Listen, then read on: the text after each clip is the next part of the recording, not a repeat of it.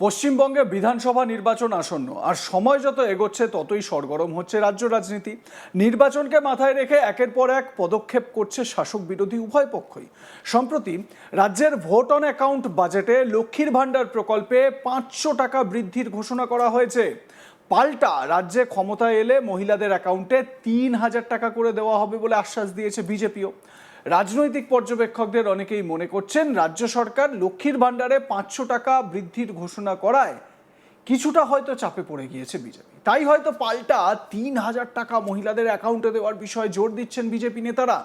আর এই সবের মাঝেই রবিবার রাজ্যে আসেন বিজেপি নেতা তথা কেন্দ্রীয় বস্ত্রমন্ত্রী গিরিরাজ সিং। বিজেপির রাজ্য সভাপতি শ্রমিক ভট্টাচার্যের সঙ্গে বৈঠক হয় কেন্দ্রীয় মন্ত্রীর।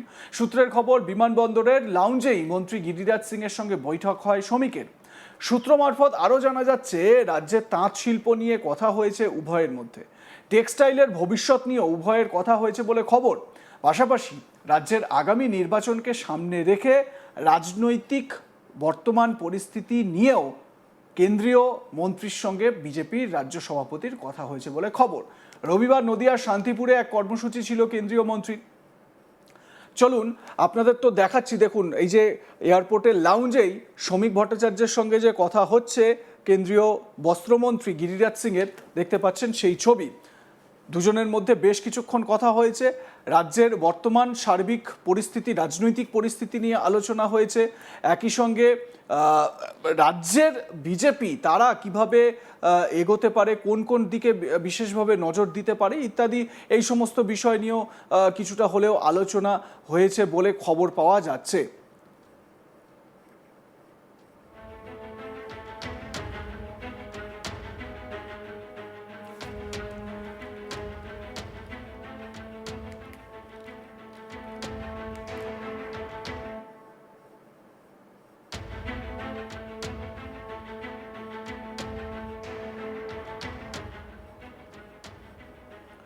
আমার সহকর্মী সুজয় ঘোষ এ বিষয়ে তার প্রতিবেদনে কি বলছেন শুনুন।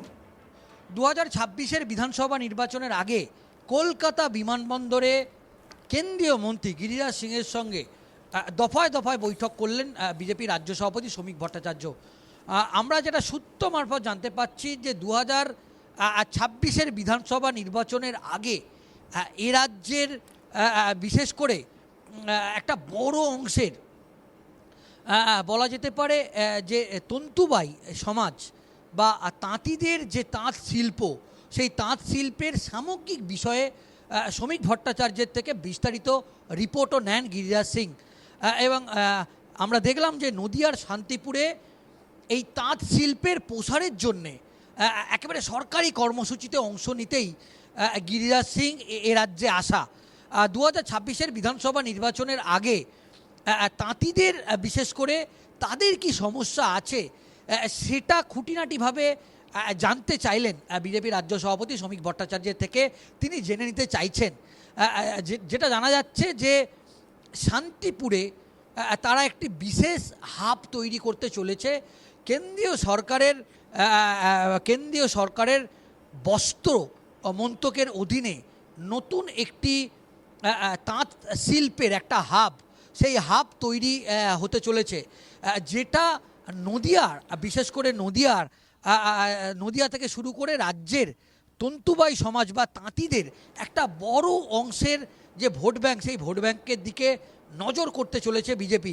অন্যদিকে আমরা দেখেছি যে গিরিরাজ সিং তিনি একাধিকবার বিভিন্ন ইস্যুতে রাজ্য সরকার, বিশেষ করে মুখ্যমন্ত্রী মমতা বন্দ্যোপাধ্যায়ের বিরুদ্ধে তিনি চাঁচাছোলা ভাষায় তিনি মন্তব্য করেন।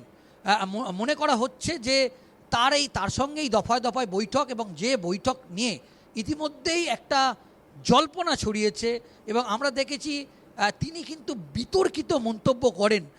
সেক্ষেত্রে শ্রমিক ভট্টাচার্যের সঙ্গে কলকাতা বিমানবন্দরে এই বৈঠক এবং দীর্ঘক্ষণ বৈঠক হলো। তাহলে কি রাজনৈতিক প্ল্যান দুই নেতার মধ্যে হলো, বা গিরিরাজ সিং শ্রমিক ভট্টাচার্যকে কি বার্তা দিল? তাহলে কি এর মধ্যে কি কোনো রাজনৈতিক ইকুয়েশন আছে? আমরা যেটা দেখলাম যে একেবারে শ্রমিক ভট্টাচার্যকে বগল দাবা করে রীতিমতো কলকাতা বিমানবন্দর থেকে শ্রমিক ভট্টাচার্যকে নিয়ে তিনি নদিয়ায় পৌঁছে যায় এবং নদিয়ায় যে সরকারি কর্মসূচি সেই সরকারি কর্মসূচিতে অংশ নেন এবং সরকারি কর্মসূচিতে অংশ নেওয়া ছাড়াও আমরা যেটা জানতে পাচ্ছি কলকাতা বিমানবন্দরে যেরকম দীর্ঘ বৈঠক করেছেন নদিয়ার শান্তিপুরেও একটা বৈঠক করেন, যেটা জানা যাচ্ছে যে একটি তাঁত শিল্পের একটি হাব যেটা কেন্দ্রীয় সরকারের টাকায় সেটা তৈরি হবে এবং সেটা নিয়ে কিন্তু একটা বড় প্ল্যান করতে চাইছে বঙ্গ বিজেপি। 2026-এর বিধানসভা নির্বাচনের আগে এটা বিশেষ করে তাঁতিদের কাছে, তাঁত শিল্পীদের কাছে একটা বড় অংশের বার্তা দিতে চাইছে গিরিরাজ সিং এবং সেজন্যই শ্রমিক ভট্টাচার্য এবং গিরিরাজ সিং তারা কিন্তু দফায় দফায় বৈঠক করলেন। এদিকে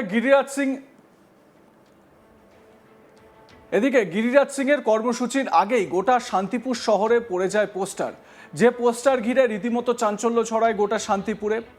ভাবছেন তো কি সেই পোস্টার আর কি বা লেখা ছিল সেই পোস্টারে, এবার সেটাই আপনাদের দেখাই। পোস্টারে লেখা ছিল শান্তিপুরের গদ্দার জগন্নাথ সরকার। কেন্দ্রীয় মন্ত্রীর কর্মসূচির আগে শহরে এই পোস্টার নজরে আসতেই ছড়ায় চাঞ্চল্য। বিজেপির দাবি এই ঘটনার সঙ্গে জড়িত রাজ্যের শাসক দল তৃণমূল কংগ্রেস, কারণ তৃণমূল জানে শান্তিপুরে তাদের কোনো জায়গা নেই, তাই এই অপসংস্কৃতিকে হাতিয়ার করে নির্বাচনে জয়লাভ করার প্রচেষ্টা চালাচ্ছে তারা। চলুন শুনে নেওয়া যাক এ বিষয়ে জগন্নাথ সরকার কি বলেছেন। চোরেরা রাতে পোস্টার চুরি করে মারে, তাই গদ্দার তিনি যিনি এক দলে জিতে আর এক দলে ঝাঁপ দেয়, অন্য দলে এমএলএ হয়, আবার কোন দলে দাঁড়াবেন তার স্থিরতা থাকে না, যেখানে সুযোগ পাবেন সেখানেই লাফাবেন, এই মানসিকতার লোকেরা গদ্দার। আমি সেই দলের লোক নই, তাই আমি এখানকার মানুষের ভালোবাসা পাই, শান্তিপুরে আছি। ওই রাতের অন্ধকারে কোন চোর কি বললো তাতে আমার কিচ্ছু এসে যায়। কাকে ইঙ্গিত করছেন প্রশ্ন করে দেবে? ইঙ্গিত জনগণ বুঝে নেবে, আপনারা বুঝে নিন। আমি কারো নাম বলার প্রয়োজন মনে করি না, আচরণই তাকে চিনিয়ে দেবে কে চোর কে সাধু। দাদা, এই ধরনের পোস্টার কেন করছে? মানে কারণটা কি? রাজনৈতিক কোনো অসৎ উদ্দেশ্য রয়েছে, ঘোলা জলে মাছ ধরার চেষ্টা করছেন, যদি কিছু করা যায় ফাঁক ফোকর দিয়ে, কিন্তু এটা সেই বিজেপি নয়, অত সস্তা না। এই হচ্ছে সেই পোস্টার শান্তিপুরে, যেখানে জগন্নাথ সরকারকে গদ্দার হিসেবে উল্লেখ করা হয়েছে। অন্যদিকে বিজেপি নেতা দীনেশ রায় তিনি এ বিষয়ে কি বলেছেন, শোনাই তার বক্তব্যটাও। এই সারা শান্তিপুরে জুড়ে যে পোস্টারটা পড়েছে, যেহেতু সামনে নির্বাচন, এই নির্বাচনে তৃণমূল কংগ্রেস এই শান্তিপুর বিধানসভায় গোহারা হারবে, শান্তিপুরের মানুষ তাদের পাশে নেই, তারা হারার ভয়ে এই নোংরা কাজগুলো করছে। আপনাদের মতামত জানান, দেখতে থাকুন আজ তাক বাংলা। সাবস্ক্রাইব করুন আমাদের ইউটিউব চ্যানেলটি, বেল আইকন প্রেস করুন নোটিফিকেশন পেতে।